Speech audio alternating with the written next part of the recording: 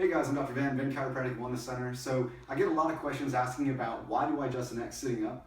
There's really a lot of reasons for that. The main thing is we want to avoid twisting, because I do not want to twist the spine at all, if I can help it for sure. So I want to be behind the person so I can move the bone forward versus the twist. It's a much more gentle adjustment, most patients would agree, but I'm actually setting the bone up onto the disc versus just spinning it for looking for a better long-term correction. So we're going to go ahead and demonstrate that today here on Emily.